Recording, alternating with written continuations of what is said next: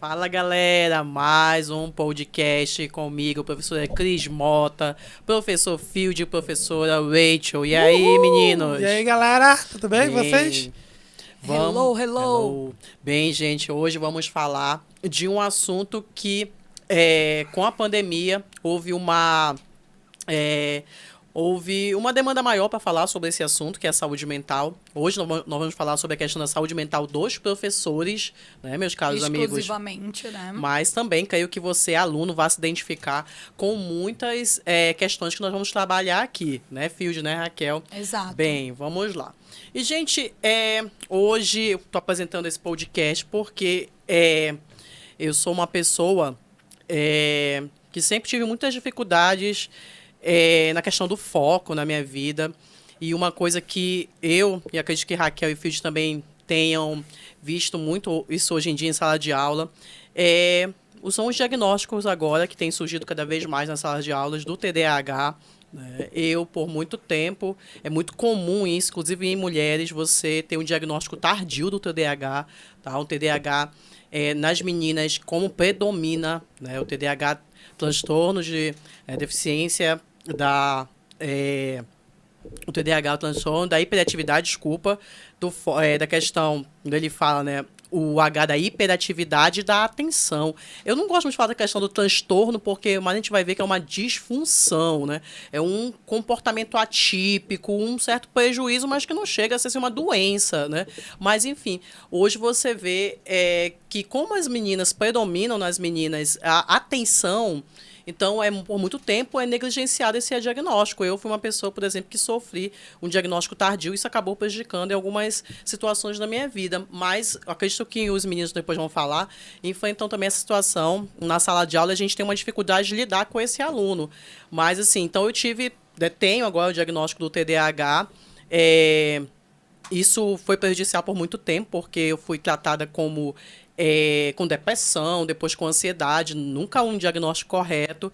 Mascarando o TDAH, o meu real problema era a questão do foco, como até hoje uma coisa que por muito tempo me tirou muito o sono e me angustiou muito foi a questão de ter dois mestrados, né? Comecei os mestrados e não concluí. Passei pela pior parte, que é a qualificação. Então fica um peso muito grande, as pessoas julgam você. Chamam logo de preguiçoso, Isso, relapso. é preguiçoso. Acredito que você, aluno, também passe por isso. Alguns alunos podem ter passado por isso, de ter... Há uma cultura muito grande, né, gente, da minimização da dor, do sofrimento do outro, dizer que isso aí é falta de esforço, é falta de dedicação, e muitas vezes você tem algum Ou que só prejuízo. É querer também, né? Exatamente. Falta de querer. Ele não quer, ela não quer. Isso. Tem, assim, um prejuízo muito grande nessa questão de que as pessoas julgam muito você, minimizam muito a sua dor, mas elas não procuram muito te apoiar. E você, às vezes, com um diagnóstico não correto, realmente enfrenta muitas dificuldades. Né? Com a pandemia, potencializou muito a questão da ansiedade e da depressão, mas há outros transtornos aí que a gente vai comentar um pouquinho hoje, vai falar um pouquinho hoje. Mas eu vim aqui, né, vou passar agora a bola para os meninos, mas falo dessa questão do TDAH porque muitos colegas, sabe, gente? Muitos colegas, professores, quando eu comecei a conversar, poxa, Cris, também, engraçado que mulheres, né? Me chamou a atenção isso. Poxa, Cris, também agora, depois de adulta, por quê, né? Eu, no meu caso, porque eu tive meu sobrinho, comecei a pesquisar sobre o assunto. Colegas, porque é minha filha, porque não sei quem, começou a pesquisar sobre o assunto e acabou chegando ao diagnóstico, né? Porque, gente, a questão do TDAH você vai se identificando, aí, né? Nesse caso, quando você verifica assim que começa a estudar e que você vai vendo que tem possibilidades, né? Principalmente se tem alguém na família, eu acho que é um alerta bem grande, né, Cris? Sim. Que você disse que a partir do seu sobrinho que te deu esse alerta e você não ficou ali também, porque às vezes acontece de a pessoa querer negar, né, a sua própria característica, de você negação. não quer aceitar que tem determinado problema. Então, você buscou e aí chegou a essa conclusão. E aí, desculpa, né, gente? Mas eu vou perguntar. Aí, Cris, a partir do momento que você teve assim, o diagnóstico em si, qual foi a chave que virou? A chave, gente, primeiro de tudo foi essa questão de não me cobrar mais tanto, no sentido de, foi falta de esforço, foi falta de dedicação, porque, gente, não é fácil passar por 2 mestrados e sabendo que você tem um potencial muito grande, porque isso acontece muito com quem tem TDAH, você tem uma inteligência muito grande, tem um potencial muito grande. E como você é uma pessoa muito estudiosa, principalmente as meninas, acontece muito com as meninas, porque predomina a desatenção. Então, as pessoas, como eu falei, negligenciam. Então, as pessoas, a minha é normal, então, é preguiçosa, a minha é tão inteligente, não terminou o primeiro, não terminou o segundo. Então, eu comecei por aí, a identificar, porque eu começo muitas coisas e não termino. Estou numa faculdade agora com o diagnóstico, já me entendendo, me passando por um processo de autoconhecimento maior, eu já sei quais as dificuldades que eu tenho e eu batalho em cima delas para minimizá-las. E eu entendo que o TDAH, quando você estuda, você consegue entender quais são essas disfunções, onde há um predomínio maior do prejuízo, você consegue sim levar uma vida normal e focar no que você tem de melhor, e que a gente tem muita coisa boa, né? Então é isso. E vocês, gente? Vamos lá, Raquel e Field, assim, e vocês? Questão de saúde mental. Raquel, depois aí o Field. Quais as dificuldades que você já teve aí, principalmente com a pandemia, né? Os nossos alunos, assim, todo mundo teve um prejuízo, né, mental. E a gente, que é professor, não ficou, né, de fora disso. Diga aí, Raquel. Bom, primeiro de ter de enfrentar toda uma mudança de cenário, né, Field? O Field, ele é um cara extremamente, assim, que eu admiro muito, que ele é um cara da tecnologia. Então, uma das primeiras coisas que eu tive que enfrentar foi o fato de eu não saber lidar com a tecnologia. Então, de uma hora para outra, eu me lembro como se fosse hoje, que tinha que gravar as aulas, né? Tinha que pôr lá na sala Google e tudo. E eu nunca tinha nem ouvido, nunca tinha visto, não vou mentir para vocês. E eu acostumada a dar aula somente no pincelão, né? É o tema é tal e vamos lá, anota aqui o esquemazão no quadro. No máximo ali então, data show, né, amiga? Exato, no máximo. Então, até via, né, com maus olhos. Vai dar aula de data show, para mim o aluno vai dormir. Então, para mim, tinha que ser no pincelão, entendeu? E aí eu tive que lidar com aquilo. Graças a Deus eu agradeço muito. 2 pessoas aqui eu vou agradecer. A 2 pessoas que foram maravilhosas na minha vida. Uma é a professora Karen, de Física, lá da Escola Santa Doroteia. E o professor Tiago. Eu me lembro como se fosse hoje. Fizemos uma videoconferência, porque nem isso eu sabia fazer, né? Uma videoconferência. E eles me ensinaram lá. Então, primeira coisa, porque eu fiquei extremamente ansiosa. Eu fiquei muito mal achando que eu não daria conta de fazer aquilo.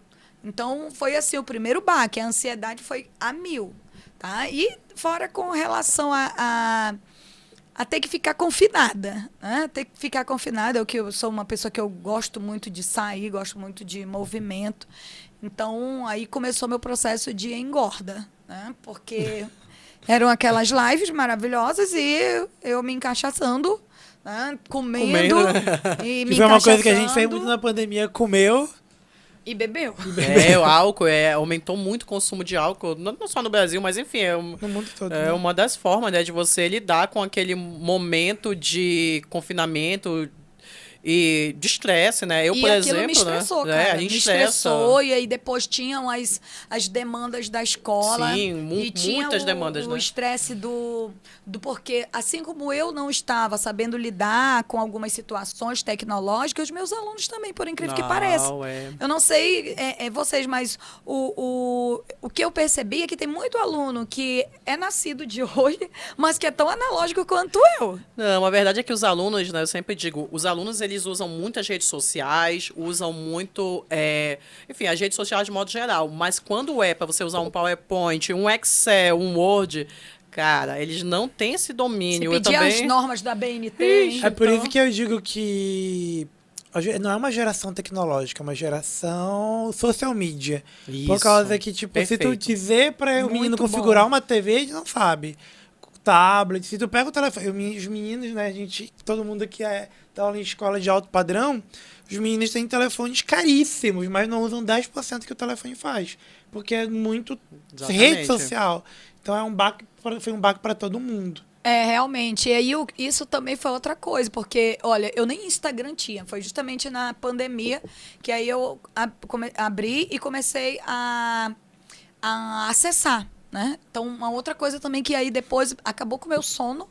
Eu ficava em rede social só vendo coisa, a rede entendeu? social acaba Eu que fiquei ela, muito estressada, nos então aí que eu ansia- comia mais. Casa mais ansiedade, né, gente? Engraçado falar sobre isso, Raquel, porque, por exemplo, eu também não sou muito de rede social, mas enfim, acabei aderindo.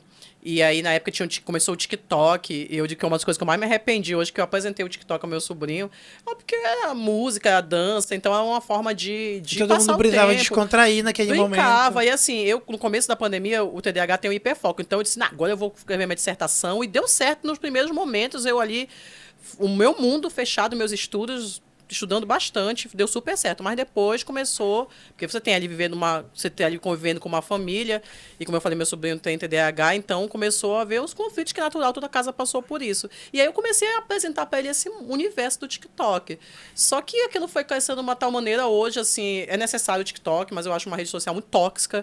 Mas assim, eu me arrependo muito de ter mostrado isso para ele. Eu ainda não adentrei, mas tô querendo. Aquilo acelera muito. Assim, para quem tem TDAH, os vídeos hoje, não sei se ainda tem 15 segundos, mas aquilo acelera muito o pensamento, o cérebro, e aquilo ali acaba prejudicando muito. Para quem já tem essa disfunção, né, no cerebral. Piora, né? E assim, piora. só para finalizar, mas nada superou, assim, superou o que eu digo, né? De ter potencializado o problema mental para mim, que foi o fato de ter perdido a minha mãe e o meu irmão. Né? Eu perdi minha mãe no meu irmão primeiro, dia 17 de janeiro de 2020, e naquela loucura da crise de oxigênio, e depois perdi meu irmão, primeiro meu irmão, dia 17, e minha mãe, dia 20, então 3 dias depois, tá? De janeiro. Logo, a partir daí, o que eu fiz? Né? Me taquei no trabalho. Eu trabalhava de manhã, de tarde, de noite, eu não tive luto. O que eu percebi hoje, porque quando foi 2020, o restante de 2020, eu me taquei no trabalho. Quando chegou a 2021, eu percebi as mudanças em mim.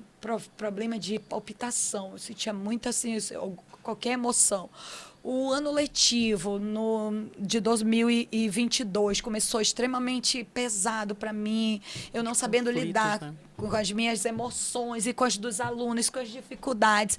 Cara, e aí, graças a Deus, né, que eu busquei ajuda, eu digo, não, eu tenho que buscar ajuda, tem alguma coisa errada. E conversando com alguns amigos também da área, disseram, olha, tu tem que buscar ajuda, porque uma hora esse negócio ia estourar, né? Você não teve luto, então você tem que cuidar disso. E aí eu fui e comecei o tratamento com uma psicóloga.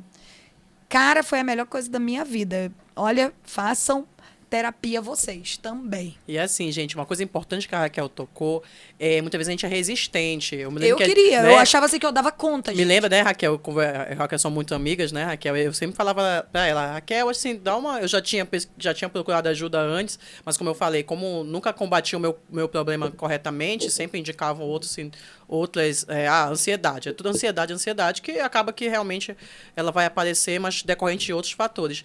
Então é importante isso, né, que a Raquel tá falando. Gente, busca ajuda. Hoje a gente fala muito sobre isso. Não espera piorar, porque né, busque ajuda, gente. Eu tive que passar por problema físico. Eu comecei a passar mal mesmo, não consegui respirar direito, cara. É punk. Então, Vilde, você já sentiu isso que a Raquel sentiu?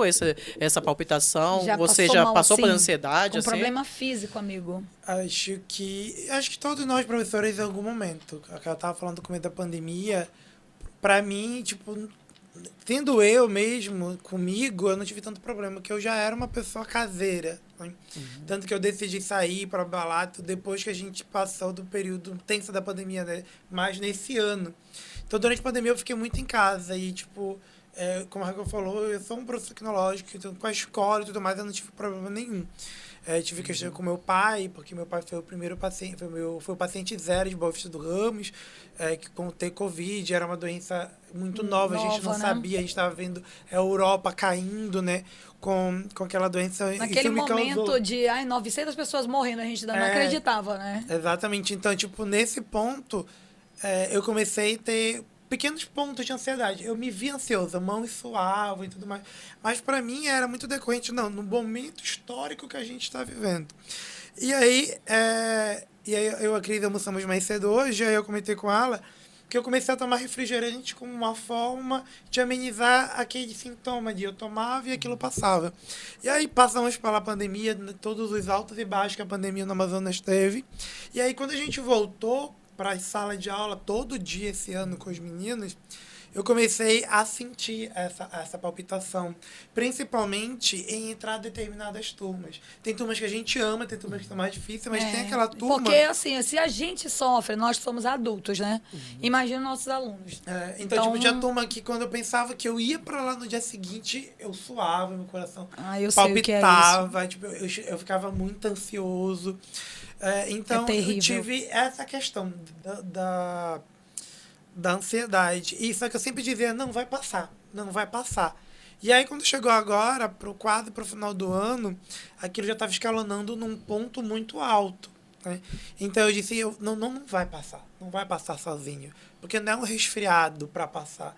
Então, eu disse, não, eu preciso procurar ajuda, vou procurar uma psicóloga para ver, porque é muito disso. A gente acha, a sociedade acha, que se você tem ansiedade, se você tem depressão, isso é frescura. Isso, é mimimi, É um mimimi, principalmente porque todo um conjunto de pessoas, toda uma geração começou a ter junto, que é a geração dos nossos alunos. Então, tipo, a própria sociedade millennium começou a dizer, não, isso é frescura. Isso é mal desses meninos que foram mal criados.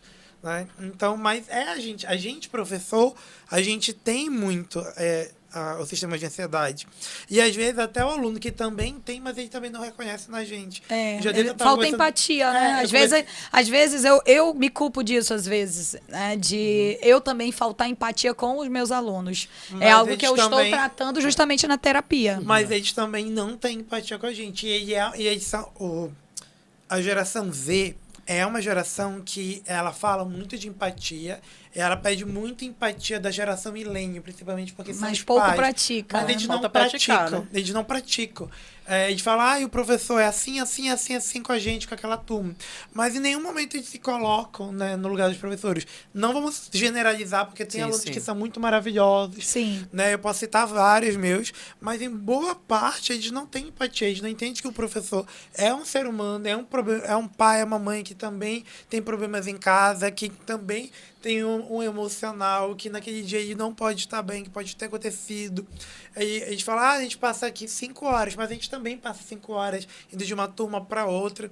Então, tipo assim, falta muita empatia com o professor. Se falou muito, e aí a gente vê que tem muito podcast, muito vídeo, muito texto falando da saúde mental dos alunos durante a pandemia e o pós-pandemia. Mas e a gente? E a nossa saúde mental? Porque se a gente cuida dos alunos, quem que cuida da gente? Exato. Né? E a gente até, né, colegas, a gente tem que muitas vezes, quase sempre, a gente tem que ser o professor, tem que ser o orientador, tem que ser o psicólogo, tem que ser, enfim, às vezes pai, mãe, irmão, o amigo. Dependendo da escola, tem que ser um pouco de tudo mesmo. Um pouco de tudo. E assim, fica uma carga muito pesada para o professor, e às vezes um mecanismo de defesa que o professor tem é criar uma barreira. Muitas vezes, eu ajo dessa forma, uma forma de autoproteção, que às vezes pode nem ser o mais correto, mas eu digo assim, não gosto de abraço, não gosto de aproximação. Eu disse, olha, vocês são meus alunos, eu sou professora, não somos amigos.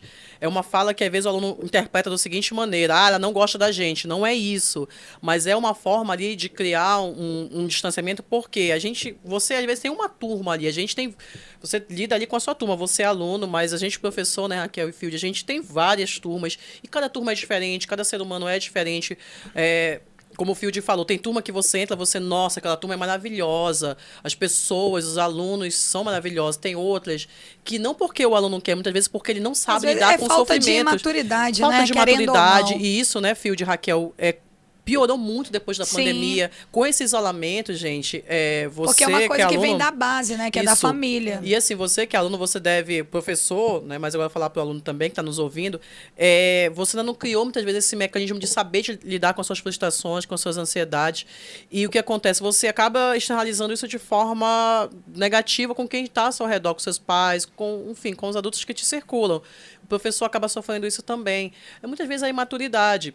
Então, isso foi potencializado, porque conviver com as pessoas, isso ajuda muito, contribui muito para você criar essa sua maturidade. E a pandemia, com esse isolamento, prejudicou isso. Então, creio que aí o fio de Raquel, para a gente finalizar, vai pontue um pouco sobre isso, a questão da maturidade dos alunos que foi perdida e que nós, professores, sofremos muito com isso, essa imaturidade e essa falta de traquejo em lidar com sentimentos e acaba explodindo em cima, muitas vezes, do professor. Então, Field, começa aí a Raquel, para a gente concluir aí essa questão da maturidade, o que vocês diriam aí, nossos alunos, que nos prejudicou? Eu acho que nos 2 anos que eles passaram fora, longe da escola, eles desaprenderam o que é a escola, o que é o ambiente escolar. Sim, começando pelo contexto, né, físico. E depois, agregado aos problemas que a pandemia potencializou, as escolas ficaram muito difíceis de ter um ambiente ali para que você possa trabalhar, você possa estudar, porque os meninos não sabem, não souberam mais como diferenciar, entender, e a gente também já estava com os problemas em casa e tudo mais, foi muito difícil porque a gente pudesse ali. Mas é aquilo, eu acredito que se a gente conversa, se a gente se entende, o aluno chega pro professor e fala, professor, eu me sinto assim, assim, assim, e a gente tiver liberdade de dizer, aluno, então a gente também é assim, assim, assim, a gente se entende. É a linguagem, Diálogo, né? Falar. É tudo a questão do diálogo, de você ter, né, a capacidade de reconhecer, primeiramente, seus erros e tentar corrigi-los. No entanto, isso é algo que vem principalmente familiar. Então, o que eu percebo é que falta mesmo o apoio também, né, em se tratando de algumas escolas que nós não temos esse apoio, muitas vezes, psicológico, tanto os professores quanto alunos. Há escolas que não têm nem psicólogo. Os pais tratam a escola como um depósito só para deixar os meninos. Exato, infelizmente. Mas é algo que a gente tem que falar mais um pouco, né? Vamos falar em mais outro um pouco momento, e a gente pode porque mudar saúde isso, né? mental, hoje nós focamos nos nossos, né, professores, porque afinal de contas nós somos professores, mas também você já pode deixar aí, né, o que você é aluno, ou você pai, ou você professor também, sobre esse tema que a gente pode debater novamente. Perfeito. E assim, gente, para a gente concluir, então assim, a gente vamos procurar praticar mais a empatia, tanto ser mais maduro. Tanto você, aluno, como nós professores também, a gente fez esse podcast também, né, para poder o aluno também conhecer o nosso outro lado, ver também que a gente tem as nossas dificuldades. Tá, gente? Mas é isso aí. Até o nosso próximo podcast, galera. Tchau, tchau. Tchau, gente. Tchau, tchau, gente.